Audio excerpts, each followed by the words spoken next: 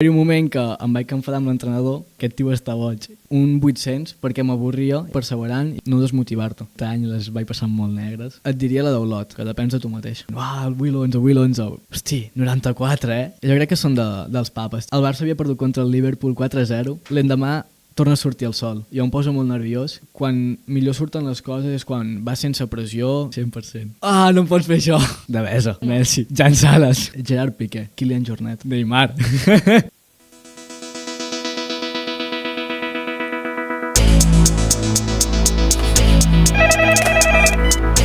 Bon dia, què vol? No, miri, no. Ara no el puc agafar, que no ho sabeu que estic a classe. Truqueu més tard. El Despatx, un podcast de Badruna Navàs que farà que vulguis tornar a estudiar. Sap què? Ara no puc en aquests moments. En tot cas, em truca més tard. Benvinguts i benvingudes a un nou capítol del nostre podcast, on coneixerem una mica més a un novesenc i exalumne de l'escola. Ell és l'Arnau Pujols, atleta del Club Avinent Manresa. Amb només 19 anys, s'ha convertit en una de les grans promeses de l'atletisme català, després de batre el rècord del Club Avinent Manresa en els 800 metres llisos, amb una marca impressionant d'1 minut i 50 segons. Arnau Pujols no només ha superat el millor potencial i determinació dins i fora de la pista. A més, està estudiant de la Cameron University d'Oklahoma i és el meu germà gran. Bon dia, Arnau, com estàs? Bones, tot bé. Aquí passant una mica de l'estona amb vosaltres. El Marc ens ha comentat que aquesta idea del podcast la veu començar el curs passat. Vosaltres fèieu segon de batxillerat. T'agrada la sala? La veritat que ho hem estat xerrant amb el Marc abans i això sembla ja professional i tot, de plató de televisió quasi bé. Doncs si et sembla bé, comencem amb les preguntes. Quan fa que corres i per què vas començar a fer aquest esport? Doncs mira, ara mateix no arriba a fer 3 anys perquè vaig començar a l'estiu del 2022. Llavors vaig començar perquè en època de Covid, quan estava jugant a futbol, perquè vaig estar jugant a futbol durant 15 anys, vaig començar a jugar als 3 anys i estava en aquells moments a Berga. I va haver-hi un moment que em vaig enfadar amb l'entrenador i vaig dir, pues saps què? Me'n vaig a un esport que depengui només de mi i així, si és culpa meva, m'ho menjo jo i si ho faig bé, també és per mi. No depenc de l'altra gent i per culpa d'altres persones me les encarrego jo. Llavors vaig dir, com que venia del Covid i no era una cosa habitual quedar amb els amics en aquell moment, acostumava molt a sortir a córrer i vaig dir, provo de fer atletisme perquè és el que estava fent aquells moments en el Covid. I vaig anar un dia a Manresa, a les pistes d'atletisme, i me'n recordo que vaig conèixer el que ara és el meu entrenador i em va dir, a fer voltes per aquí. I vaig dir, aquest tio està boig. I al final és el que estic fent ara. Per tant, va ser més o menys així la cosa. I quan i com entrenes? I qui t'entrena? Doncs entreno pràcticament cada dia. Descanso un dia depenent de si tinc competició o no el cap de setmana. I ara molt el que estic fent aquest any, ja sigui perquè vinc de la universitat d'allà a Oklahoma o aquí, és el fet de doblar, tipus entrenar matí i tarda, ja sigui corrent al matí i corrent a la tarda, o entrenant gimnàs al matí i córrer a la tarda, coses així. Per exemple, i el que acostumo a fer és 2 dies de sèries, diguéssim que són l'entrenament fort, el que pateixes de veritat. Llavors, el cap de setmana, dissabte, acostumo a tenir cursa, i si no tinc cursa, canvio la planificació i continuo fent 2 dies de sèrie, però llavors al cap de setmana faig un dia de pujades i un altre dia de tirada llarga, que és com 1 hora corrent, coses així. I la resta dels dies faig farlegs o 30 minuts de córrer per deixar anar cames. I què et motiva a seguir endavant? Doncs el fet que em motiva a fer el que estic fent és pels objectius que m'estic proposant, ja siguin difícils o no, i també els ànims que, tu saps, que em doneu des de casa i tot l'entorn que m'acompanya, que la veritat que m'ajuda molt. I com ha estat el teu camí fins ara a fer el rècord dels 800 metres llisos? Doncs l'altre dia, quan va ser el dimarts passat, vaig estar entrenant allà a Manresa i hi havia el Joan, l'entrenador, i li vaig dir, és que Joan, fa menys de 2 anys, a l'estiu del 2023, que de cop i volta em vaig posar a fer un 800 perquè m'avorria i vaig dir, clar, com que sóc nou en aquest món, provo de fer coses. I jo me'n recordo que en aquell moment estava entrenant per fer 5.000 metres i 3.000 metres i vaig dir, bueno, pues m'engresco i faig un 800. I em vaig ficar a fer 2 voltes i li vaig passar una captura de pantalla del rellotge dient-li, hosti, mira, he fet aquest temps, no sé què et sembla. I me'n recordo, bueno, l'altre dia estava mirant els missatges i em diu que si estava boig, que com ho podia haver fet. I ja va ser des d'aquell dia que em vaig ficar a entrenar específicament pel 800. Sí que és veritat que he fet algun 1.500, algun 3.000, inclús vaig provar trail en aquest període d'un any i mig, quasi bé 2 anys, però el moment que va canviar, diguéssim, que va marcar la diferència va ser això, que un dia de cop i volta vaig dir, bueno, va, provem de fer això i va anar bé. Molt bé. I ara mateix el repte que tens ficat al cap, quin és? Clar, jo ara vinc de fer el rècord del Manresa, que tinc 1,50 en el 800. No sé si és demanar molt o no, però sé que si baixo un segon és la mínima per anar al Campionat d'Europa a Finlàndia. I clar, jo la mínima pel Campionat d'Espanya, el rècord de Manresa, tot això, doncs ja ho tinc fet, per tant, l'objectiu així gran és aquest. Podés demanar massa, però bueno, és el que hi ha. A veure, i com hem dit, si no anem errats, estàs estudiant als Estats Units. Sí, no aneu errats. I què estudies allà? Doncs allà el més fàcil seria estudiar les ciències de l'esport, ja que al final és el que més m'agrada, però vaig tirar per complicar-me una mica la vida i he triat informació sobre la tecnologia, que allà es diu IT, i la veritat que és com programació, ciberseguretat, sistemes de networking, coses així. Molt bé. I ens pots explicar una mica el teu dia a dia allà? Sí, la veritat que en allà tinc sort de que la universitat no és massa estricta, perquè tinc amics que estan en universitats molt estrictes i acaben cremats, però en allà, mira, comencem, per exemple, el dilluns, ens llevem. Nosaltres dividim la temporada en 2 fases, la de cross i la de pista. Llavors, quan és cross, tenim entrenaments a les 6 del matí i llavors acabem els entrenos i a les 8 acabem, ens hem de dutxar, ens hem de canviar per anar a classe i tot, i a 9:45 ja tenim la primera classe. Llavors al migdia anem a dinar, fem el que sigui amb els amics o si hem de fer deures anem a la biblioteca. I llavors sí que és veritat que a la tarda tenim la doble sessió, que acostuma a ser com 20 minuts de córrer o d'el·líptica o bici, el que faci falta. Si tens les cames molt carregades pots fer bici el·líptica. I llavors tenim una hora de gimnàs amb un entrenador, diguéssim, personalitzat per atletisme.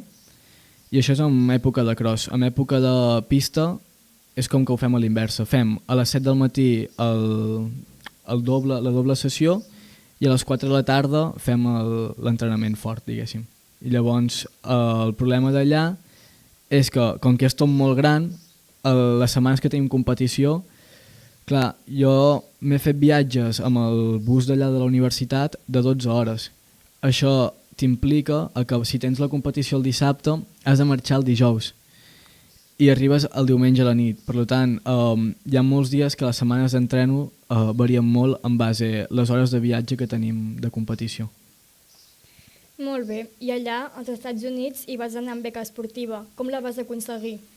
Doncs va ser com molt de sobte perquè vaig començar a córrer el meu primer estiu i a l'octubre em va dir el Joan, l'entrenador, em diu hem d'anar a Tapuerca, que és a Burgos, que tenim un cross a nivell espanyol, que era el campionat d'Espanya per clubs, i comptem amb tu. I clar, jo portava 2 mesos allà fent voltes per allà a les pistes que semblava un hàmster perdut i me'n recordo que vaig dir bueno, doncs ja anem cap allà, doncs. I vam córrer i l'equip era una passada. Jo vaig quedar últim de l'equip en aquell moment, no en tenia ni idea de córrer, Però sí que és veritat que l'equip era una bomba i vam aconseguir quedar subcampions d'Espanya i en allà doncs, resulta que hi havia diferents com els ojeadores que diuen del futbol, però amb atletisme i eren com agències i me'n recordo que 2 setmanes després de córrer em van contactar 2 agències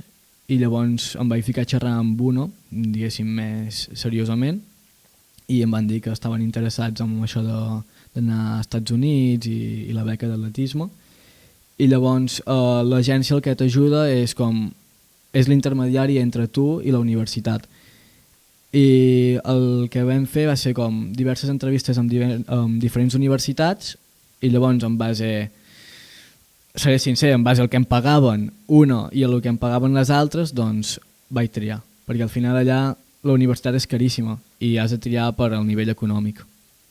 I ara mateix, si poguessis donar algun consell a joves atletes que volen ser com tu, què els hi diries? Que per més perdut que sembla que estiguis, perquè al final jo vaig començar que estava perdut i pensava que no se m'havia perdut res en l'atletisme, que si t'agrada una cosa, que ho segueixis intentant, has de ser perseverant i sobretot si estàs enfocat en treball individual, tipus que l'esforç et depengui per a tu mateix, perquè al final serà una cosa que un cop ho aconsegueixis estaràs encara molt més orgullós. Per tant és això, treballar i per més que les coses vagin malament, no desmotivar-te i seguir-ho intentant. I d'aquí a 5 anys, a on et veus? D'aquí 5 anys. Està molt lluny això encara. No, la veritat és que espero haver acabat la universitat, si no va res malament. I llavors jo tinc pensat fer oposicions de bombers, perquè ja fa molt temps que porto pensant que jo vull ser bomber.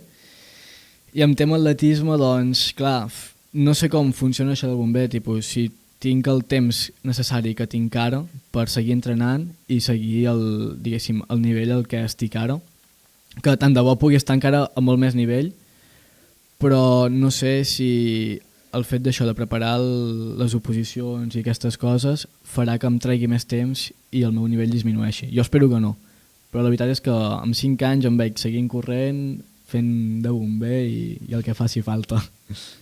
I tens algun atleta així com de referent? Atleta... Sincerament no, perquè vaig perdut en el món de l'atletisme, sóc un novato i dic, bueno, aquest ho fa molt bé, aquest ha donat la sorpresa, no sé què. La veritat és que ara que estic fent 800 m'he mirat molts vídeos al YouTube del Rudisha, que és el que té el rècord del món. I tant de bo poder ser un dia com ell, que és pràcticament impossible. Però més que atleta, en esportistes així, tipus, jo sempre he dit que el meu ídol és el Neymar, però amb atletisme no té res a veure, per tant, si hagués de dir un atleta d'atletisme diria el Rudisha. I has tingut alguna lesió important, un moment de dubte en què vas plantejar parar? I com ho vas superar? Aquest any les vaig passar molt negres. Bueno, tu saps, des de casa que les vaig passar bastant fotudes, perquè va ser...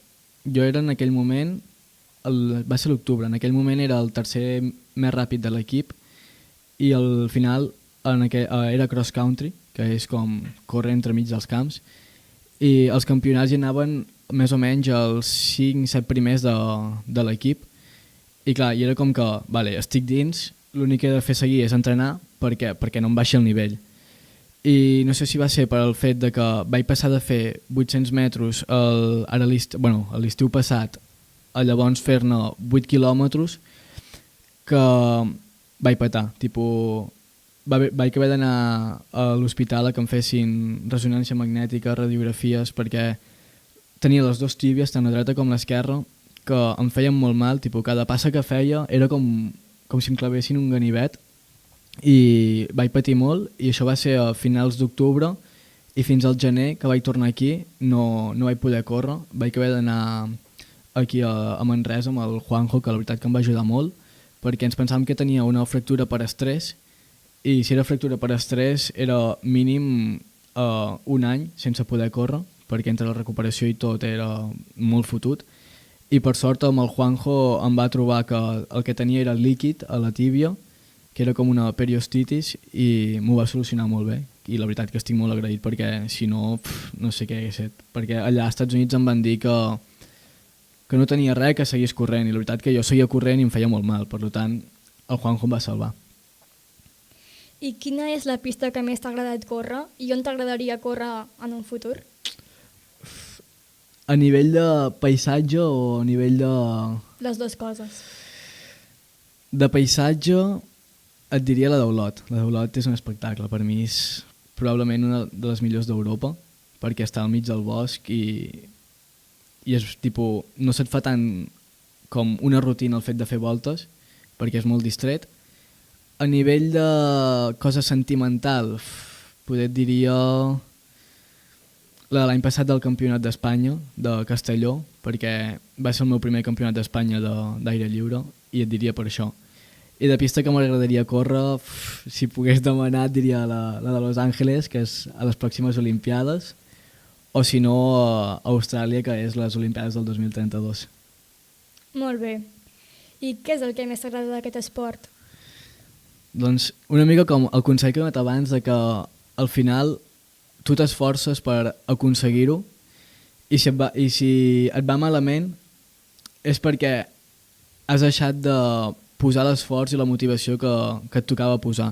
Sí que és veritat que tu pots entrenar molt i donar-ho al 100% i que no tinguis els resultats que tens, però a la llarga, si ho fas així, tindràs els resultats. Per tant, els èxits que tu tens venen perquè tu t'ho has treballat, no venen perquè una altra persona ho ha fet per tu, i és una de les coses que m'agrada més, que al final depens de tu mateix, tant amb el bo com amb el dolent.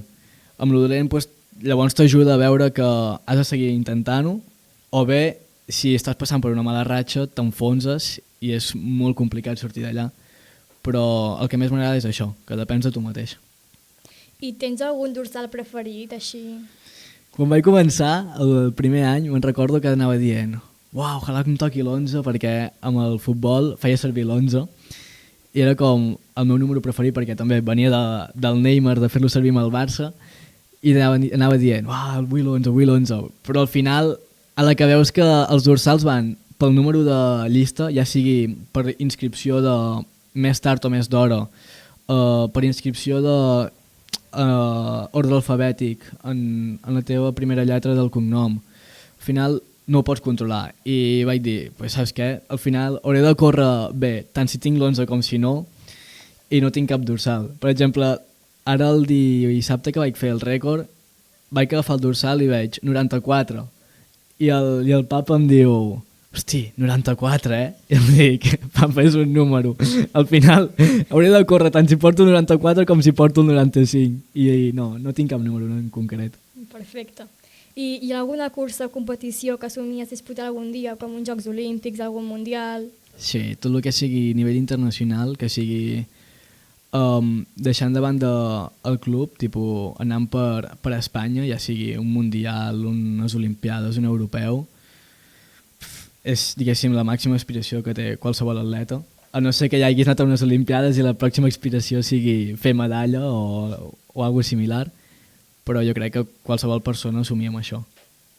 Ens podries compartir el millor consell que t'han donat? Sí, jo crec que són dels papes, tipus, en tindria dos. Un que em pot servir per tot, que me'l va donar el papa, que és que me'n recordo que era un dia que el Barça havia perdut contra el Liverpool 4-0 i estava molt tocat, però molt tocat, de nivell de no vull fer res, vull dormir, i estava tan malament que no podia ni dormir, i me'n recordo que el papa em va dir tu no et preocupis, que al final, per més malament que vagin les coses, l'endemà torna a sortir el sol. Tu has de seguir treballant, has de seguir fent el que fas, perquè no canvia res, tipus, canviarà el teu estat d'ànim, però si tu t'hi esforces, al final acabaràs fent d'aquest moment una anècdota. I sí que és veritat que ara em va ajudar molt, perquè quan veus que una cosa va malament, doncs penses, és que no et queda altre que seguir endavant. I llavors et podria dir una altra que em va donar la mama, que va ser, perquè abans de córrer jo em poso molt nerviós, i me'n recordo que em va dir tu tranquil, tu fes el que has estat preparant fins ara, que al final, quan millor surten les coses és quan vas sense pressió, quan et deixes ser tu mateix, et deixes fluir i allà em costa molt posar-ho en pràctica, però no sé, em va agradar aquest consell. Molt bé, doncs ara, si et sembla, seguirem amb un test de preguntes ràpides que has d'intentar ser el més ràpid possible contestant-les. Ja veuràs tu. Comencem. Nike o Adidas? Nike. Sèries o pel·lis? Pel·lis. Pista coberta o a l'aire lliure? Aire lliure, 100%. Córrer una final o fer un examen final? Córrer una final, tot i que estic més nerviós amb corrent una final que un examen, però tot i així prefereixo córrer. Temporada d'hivern o d'estiu? Això vols dir tipus de pista o ja el clima i tot? El clima i tot. Estiu, doncs. Curses curtes o llargues? Curtes. Espanya o USA? Espanya. Navàs o Serrateix? No em pots fer això. No puc dir un entremig. No. Doncs diré... És que les mames porto Serrateix. Serrateix, dic. Gimnàs o pista? Pista. Entrenar amb música o sense? Sense. Dolç o salat? Dolç. Devesa o pavelló blau? Devesa. Messi o Cristiano? Messi. Lamin o Jan Sales? Jan Sales. Fer esport d'equip o individual? Individual. Platja o muntanya? Muntanya. TikTok o Instagram? Instagram. Viatjar al passat o al futur? El futur. 800 o 1.500? 800. I ara, per acabar, ens hauries de dir 3 atletes o esportistes amb qui compartiries pis. Tipo, 3 en Amb aquest... qui compartiries pis? Vale. Un. És complicada aquesta. Jo diria... No el conec, però per lo que em transmet, Gerard Piqué. Aniries de viatge. Amb qui aniries de viatge? Com que m'agrada molt la muntanya, potser diria Kilian Jornet. Així puc veure paisatges. I amb qui sortiries de festa? Neymar. Doncs ara sí, moltes gràcies per aquesta estona i fer possible aquesta entrevista. Esperem que més endavant ens tornis a venir a visitar per explicar-nos més coses i puguem parlar de nous rècords. Felicitats! Moltes gràcies a tu i a tots els que esteu aquí.